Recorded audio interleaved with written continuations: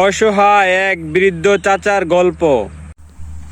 এই বৃদ্ধ চাচার দুইজন ছেলে থাকলেও তাদের সংসার নিয়ে ব্যস্ত। বৃদ্ধর দিকে কারো কোনো নজর নেই। বৃদ্ধ বাড়িতে পালন করে গরু, বর্গা গরু, গ্রামের ভাষায় যেটাকে বর্গা বলা হয়। গরুটি পালন করলে যদি একটি বাচ্চা হয়, আর সে বাচ্চার দাম যত হবে তার অর্ধেক বৃদ্ধ নিবে, অর্ধেক গরুর মালিক নিবে। আর সামান্য কিছু দুধ হয়, এটা প্রতিদিন সকালবেলা বৃদ্ধ বিক্রয় করে।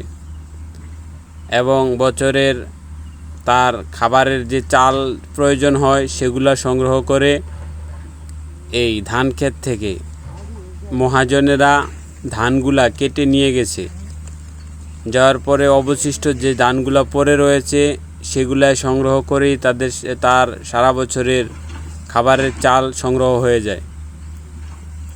এই সারা গ্রাম ঘুরে ঘুরে বৃদ্ধ সংগ্রহ করে চাল, ধানগুলা। এই বিশাল বড় বিলে আসছে বৃদ্ধ ধান সংগ্রহের জন্য।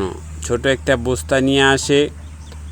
সে যত পরিমাণে ধান হয় না কেন, সে এই সব ধান বস্তার মধ্যে ঢুকিয়ে তারপর বাড়িতে নিয়ে মাড়াই করে চাল তৈরি করে চাল মজুত করে রাখে সারা বছরের জন্য। এখন এই আমাদের এলাকায় ধানের সিজন এসেছে, ধান কাটার সময় হয়েছে। এই বৃদ্ধ তার সারা বছরের যত পরিমাণে চাল লাগবে সব চাল সংগ্রহ করবে এ ধান ক্ষেত থেকে।